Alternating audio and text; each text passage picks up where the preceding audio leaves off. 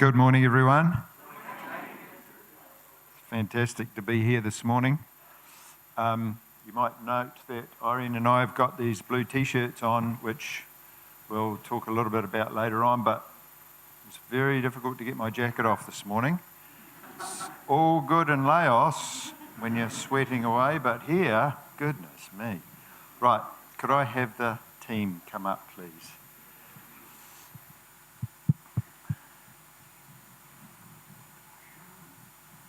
This was definitely a wonderful team. You're not supposed to say this is the best team we've taken to Laos, so I won't say that, but it was a great team, and it was a blessing to be part of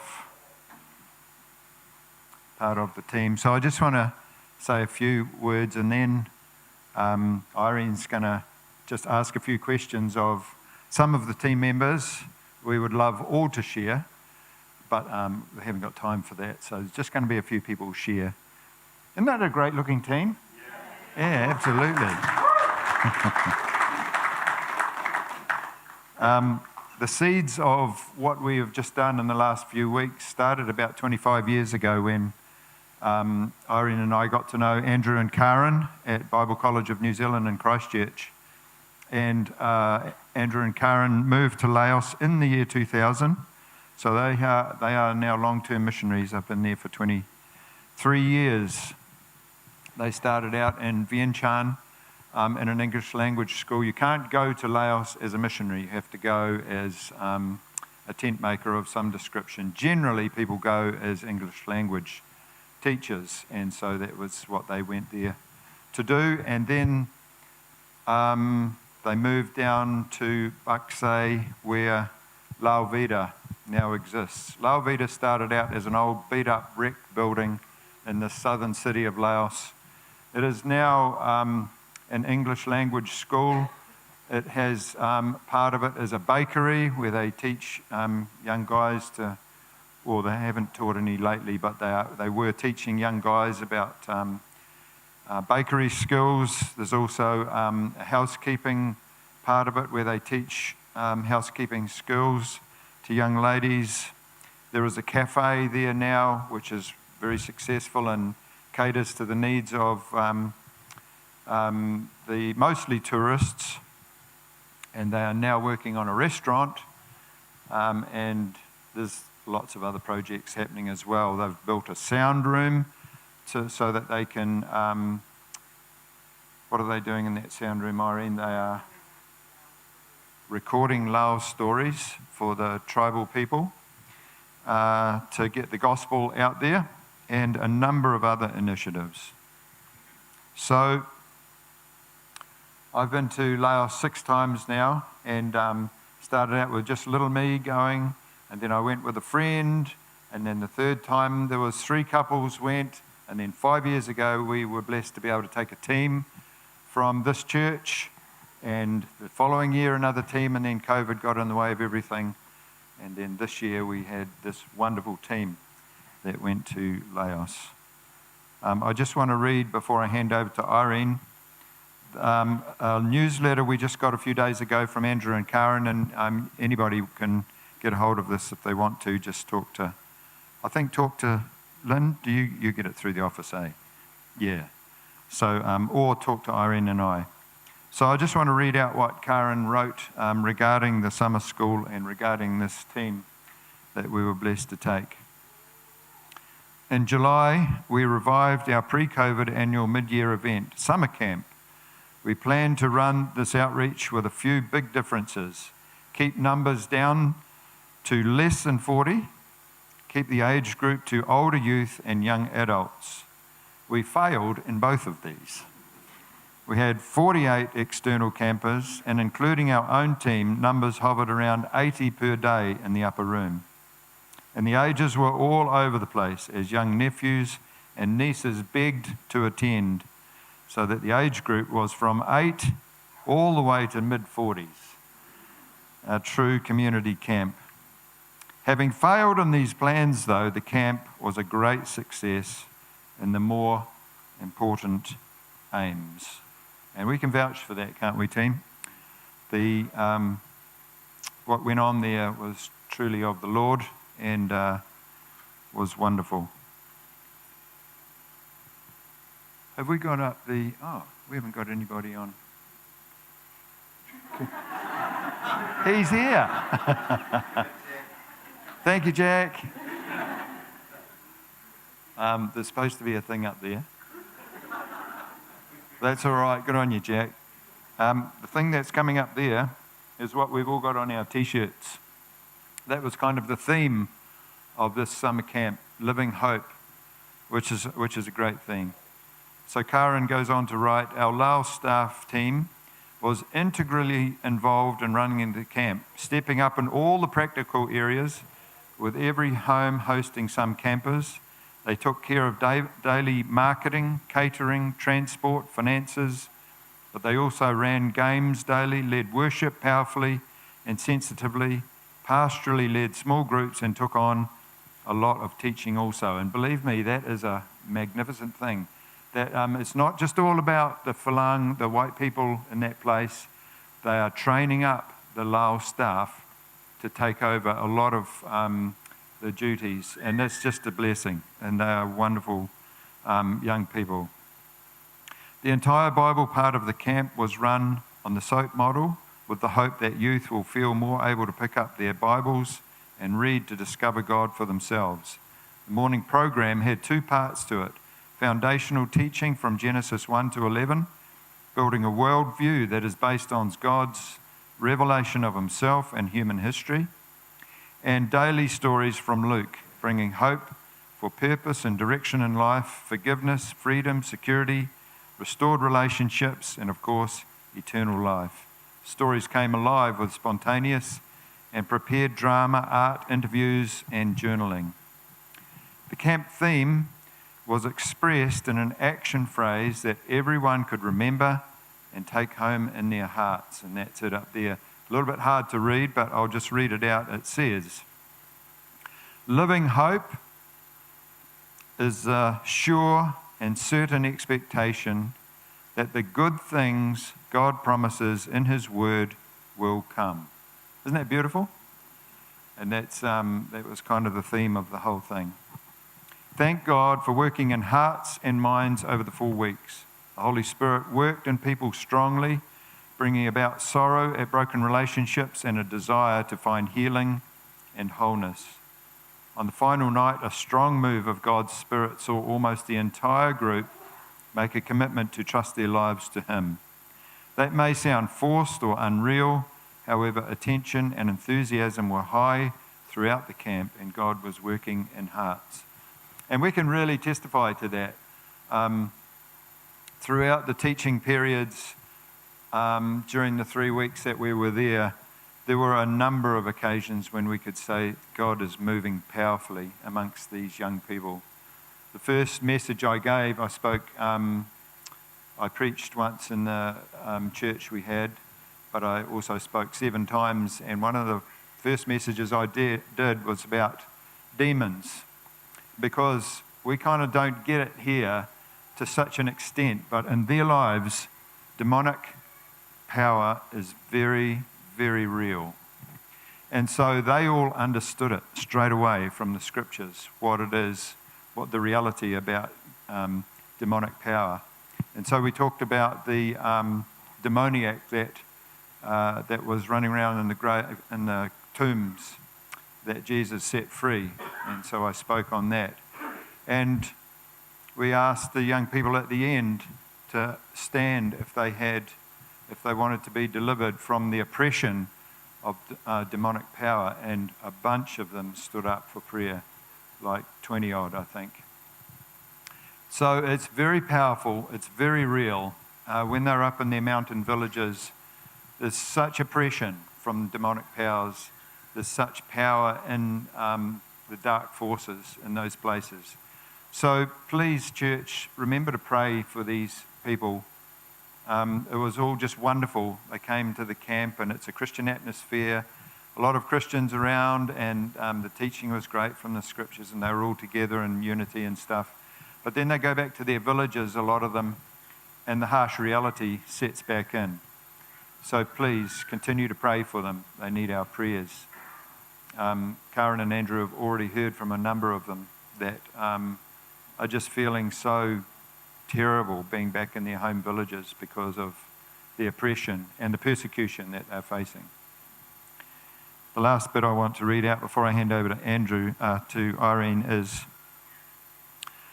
Karen writes, a huge shout out to the short-termers who came for summer. EM from Scotland was superb with photography, English, and just a lovely, gentle presence during her 5 weeks with us, and we can testify to that.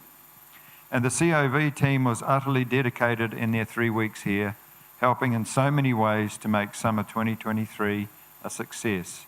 Running the cafe, endless vehicle repair, English teaching and homework coaching, cooking evening meals, sharing the word, teaching practical computer and woodwork skills, and generally encouraging and participating in everything happening. So we were pretty busy over there, and we also experienced spiritual attack, probably like no other team has experienced since we've been taking teams over there. So we really coveted your prayers, and the first week was a real struggle in a number of areas, but we got through that, and God was gracious to us, and everything carried on wonderfully. So I'll hand over to Irene. Okay, I'm just going to ask Natasha and Amy and Callum and Tony and Naomi just to stay up here. They're the ones that are going to answer some questions. If the others would like to sit down, and thank you.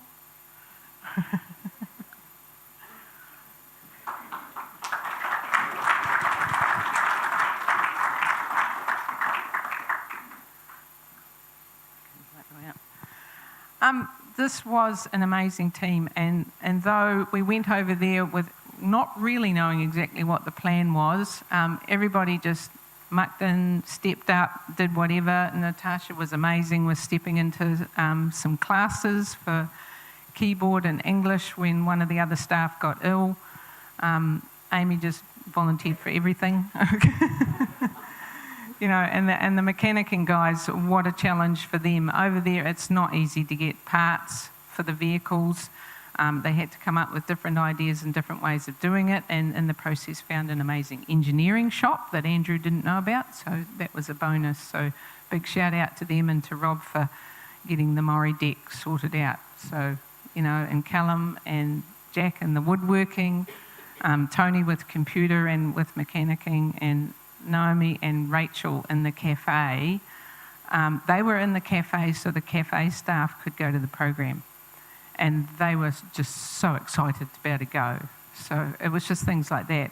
Rachel and I did some evening meals because they have a staff evening meal, so that some of those ones could go to the program as well. So yeah, we weren't so much involved in the program, but we were there behind the scenes making sure that lots of the staff got there. So that was really exciting. So, some questions. I'll start with this lady here. Why did you decide to join the Laos team? Okay, so in April 2018, that's 5 years ago, Irene shared about this annual missions trip, and as she was talking, my spirit was burning. And so I said to Father, I think this is you prompting me, and yes, I would like to go. If it's in your will, then I am willing. But it wasn't to be in 2018, and not in 2019 either, and then COVID. So 2023, that desire and willingness hadn't changed, and it was Father's timing for us to be a part of this particular team in summer school, to which I'm so grateful for all of it. So back in that 2018 time that Naomi was talking about, I went for the first time to Laos, and that was a huge thing for me. And then 5 years later, I didn't go the second year, but then COVID, and then 5 years later, the call came out to kind of examine yourselves to see whether we wanted to go to Laos again. So that was a long period actually of kind of searching my heart and a lot of prayer and a lot of talking between me and Georgia about whether we all should go or whether one of us should go or what should happen there. And we kind of came to the conclusion that only one of us could go. And so then it was, well, should I go? Because leaving Georgia and Asher behind for 3 weeks. And so then more prayer, more soul searching, etc., etc. But then I was in this church actually. I think I was doing sound one day, and I was walking up to, I think I was unhooking some microphones from the piano, just randomly, and out of the blue just came a word from God saying, you should go. So that was it. Yeah, it was really a miraculous kind of thing, because I was very much on the fence, because I didn't know whether I wanted to go for my own selfish reasons or whether it was actually God's will, because I do really love traveling and going overseas. But yeah, I knew it was God's will to go over there, and He certainly used me. Try not to turn the microphone off.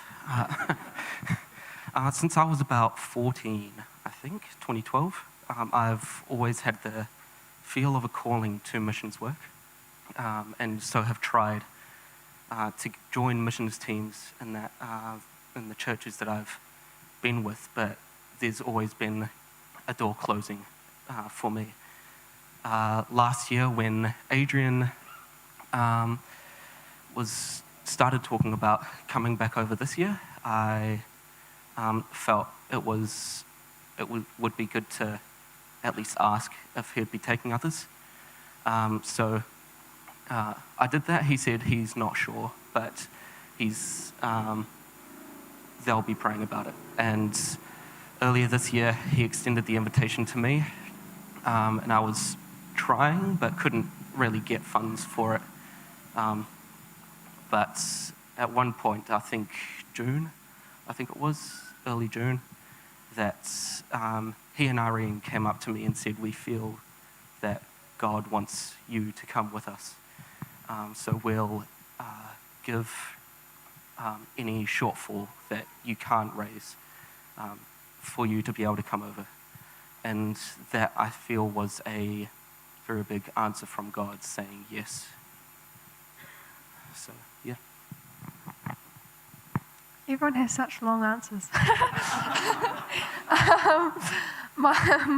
Basically, for me, I've always wanted to go on a missions trip, and so when the opportunity came up and Mum told me about it, I was like, oh yes, like that's so cool. So that's pretty much it for me.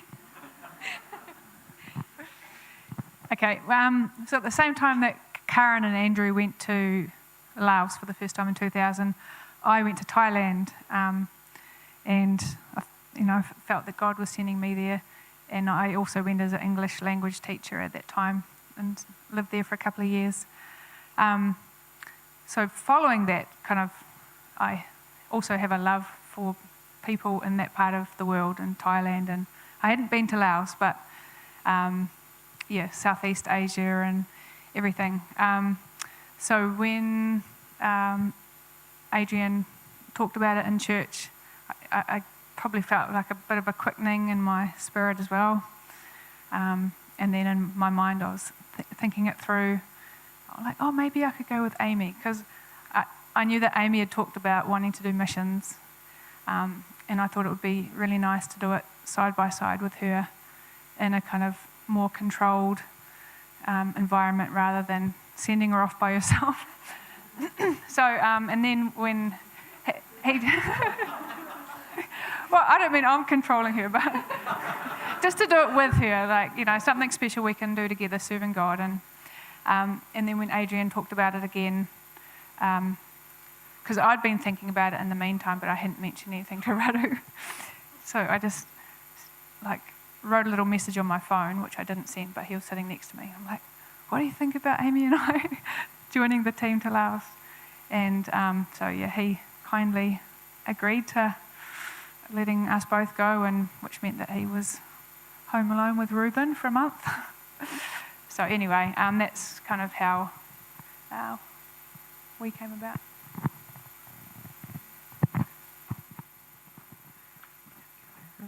Okay, the second question, what impacted you the most on this trip? Just one thing. Okay, so I'm just going to read it. So for me, what impacted me the most was realising that the no-frills heavy oppression over these people is because these people are a greater threat to Satan than we might think and realise. Yeah. By that, I mean, like Adrian had mentioned earlier, that these people are very aware of the spiritual reality. And though certainly it's that of darkness, but because they are sensitive to this, they are diligent and faithful in their daily devotions. And I realised that when the light switch is switched on, and all of that awareness and sensitivity and faithful devotion is transferred to the rightful place, being Jesus Christ, what a powerful people they will be for the Lord's kingdom. So two things for me. So number one was what Naomi was talking about a little bit there with the oppression. Like when you're in the school, you're surrounded by Christians and everybody's praising the Lord, great. When you're out in the streets, different thing entirely. Everybody's scurrying around, trying to make that almighty dollar, and there is just an oppression there. So that was one thing. The second thing was, so the first time I went was 5 years ago, and the last team there were, like they were being trained, but they were still very much in the background, and didn't quite know what they were doing. And then I came here this time, and what a difference, right? It was awesome. It was really, really awesome just to be able to go, these guys are the leaders. We're not here to, stand up in the front and lead everything. We're there to help and to be in the background. And that was awesome, because that's what I think mission should be like. We are there to support. We are there to help. So yeah, that was awesome. I'd say 2 points as well. One with Tony, seeing the joy of everyone around there, though they are in such poverty. We had a couple of breakdowns on one of our trips over there, and had to go to a couple of mechanics. And the first one we went to, the guy who was fixing my tire. He was living in the back of his workshop. You saw his family lying down in the room behind, and a stove on the bench next to him. It's just how, amazing that their joy can come even in such poverty. But I feel this trip has actually been more of a kick up the backside for me, seeing as I've struggled with anxiety for my whole life, and seeing, helping with the woodwork and that, seeing the guys we were teaching succeed in everything we're teaching as well, while I was struggling to get the competency for myself to carry out what I was teaching, and just a reminder that, well, really, I need to change my viewpoint on myself. I think that's, yeah. For me, I might just have to read it as well. I was most impacted when I saw how little all the kids had, but they could still just have fun and play outside and just like enjoy each other's company, even though they were all completely different ages. They just, they just were creative with what they did. And yeah, it made me realize how at home everyone has so much compared to the people over there, but we're always wishing for more.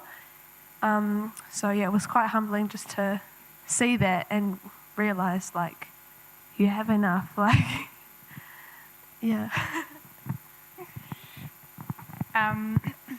I loved the joy and enthusiasm of the children and the youth and the middle-aged ladies. No.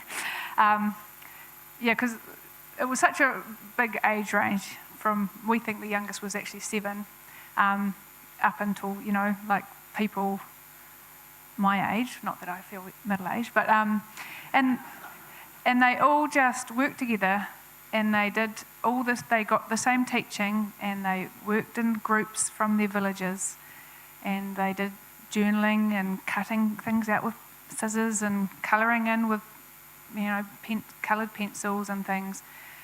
And it feels like here, if you had a group of 7 to, I don't know, 50-year-old people all sitting in a little group and doing little group activities like that, what they would probably like what Christine would do with her class at school. You'd have some teenagers, oh, this is so boring, or some adults like, why are we working with the 8-year-olds doing the same task? But they just all worked together. The older ones supported the younger ones. No one seemed put out. Everyone seemed to really enjoy it. And just, just their joy and enthusiasm of these participants. Their enthusiasm when it was time for worship, and the volume was wonderful, like they were all singing, and singing in key too, which was good. And, you know, sometimes with their hands raised up, and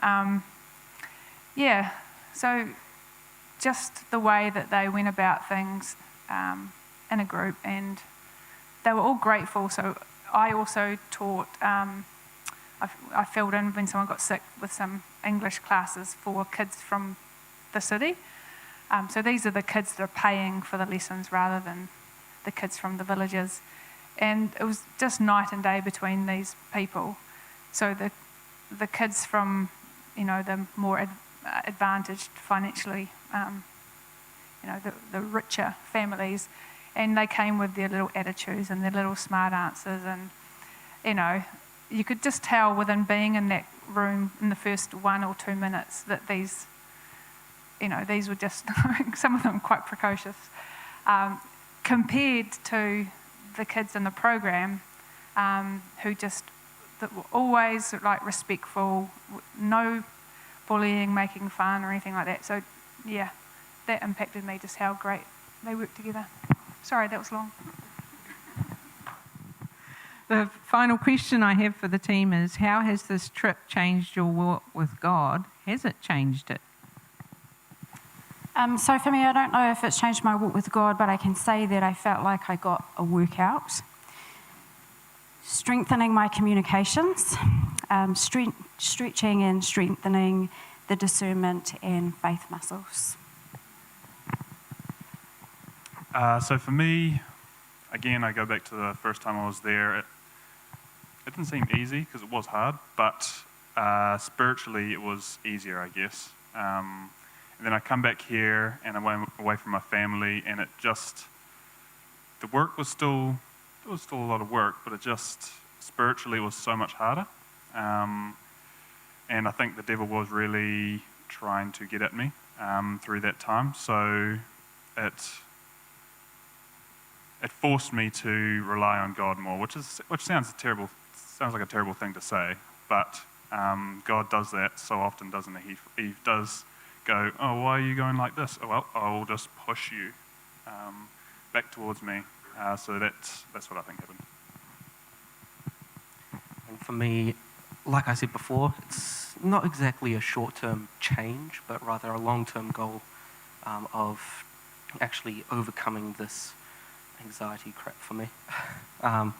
Another kick up the backside, as it were. Yeah. I had something in my head, it's like, phew. So I'll just go off what I've written. So the trip was a big eye-opener for me, that made me realise just how many unreached people that there are, and how important it is for all of us to be sharing the good news that we have, and to be building disciples in whatever way we can.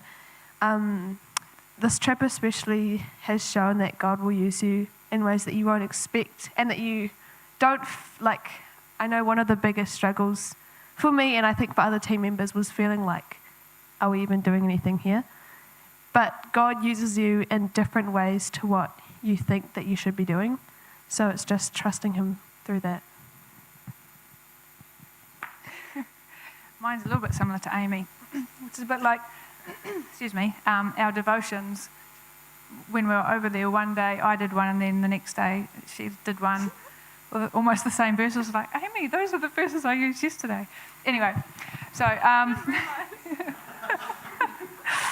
so yes, I'm not sure if it's changed per se, but I appreciated the opportunity of stepping out into another culture and seeing God working in that culture and in that land, and especially knowing the difficulties they face because of the political situation. So the main street, it's a long, really long road that goes the length of the city, and every 5 metres on every lamppost is a big communist flag, and hanging from in front of the Pentecostal church is a communist flag. And so that's the situation that they are in. They can't just go on the street and talk to people in the way that we can here. So for me, I probably see it's more like a step of obedience to serve God in the little things, knowing that his plan is much greater than me. Or so sometimes, we did feel insignificant over there, but our God is a big and mighty God, and he has saved these wonderful kids and adults over there. And so I just pray that they will impact their communities and their villages for God's kingdom, and that his kingdom will expand through the local people reaching other local people. Thank you. If I could just share a little bit about, we sort of went over there not quite knowing what we were going to be doing, and it was sometimes very surprising what we ended up doing. And one of the things that Adrian and I ended up doing was actually doing some marriage counselling for another missionary couple over there, and it was like, well, we didn't have that in the plan. So, that was interesting. and they're making some good progress. So that was cool to be able to support some other missionaries. And the other thing we did is Adrian and I did stay on a bit longer to debrief with Andrew and Karen, and that was a really neat time to just be able to sit down with them, debrief the camp, and also for them, they wanted an outside look at La Vida and what they were doing and their way forward. So, that was a really neat time for us. So I'll just finish off with a few concluding comments. It's great to hear what the team says actually about their experiences over there. For me, it's been, again, a fantastic time, a blessed time, really. And but one thing that really struck me, I was on a scooter one day riding through the streets of Parksay to go and get something, and I was struck by an overwhelming feeling of how dark the place was, just absolute darkness. Because these kids that were at this school, there's only 40 or 50 or 60 of them, plus the Laos staff, and then the church in Laos is very small. So it is truly a dark nation where, as Tony said, everybody's racing around just trying to make money and trying to survive. So I think a number of us were struck by those thoughts, weren't we, about the real darkness in that place, spiritual darkness. I was talking with Andrew one day, and he asked me an interesting question. He said, what is the primary attribute of a disciple of Jesus Christ? There's an interesting question. What is the primary attribute of a disciple of Jesus Christ? I guess there'd be a lot of different answers to that one. But for Andrew, his answer was to serve. And in John 12:26 it says, if anyone serves me, he must follow me. And where I am, there my servant will be also. If anyone serves me, the Father will honour him. It puts a whole different perspective, doesn't it? There's no power plays in the kingdom of God. We're there to serve. We are here to serve. And that, to me, reinforced what our modus operandi is for Laos. We are there to serve, and we are there to be a blessing and not a burden. And I think this team carried out that mandate wonderfully, and I feel very privileged to have served with this team. So just to conclude, I want to thank you all. Thank you so much for the support you gave us before we went. Thank you for the financial support. That was massive. It really was. You'll never know how big that was. Most importantly, thank you for the prayer support. That was even more massive. As has already been said, it was not an easy time over there for a number of us. And we felt we were in a real spiritual battle.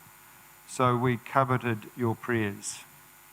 And as I said before, we encourage you to continue to pray. One thing that really struck me when we were in the upper room one day was that these young people are the future of the Church of Laos. So what happened over there is mega. It's really big stuff. It wasn't just a nice little summer program.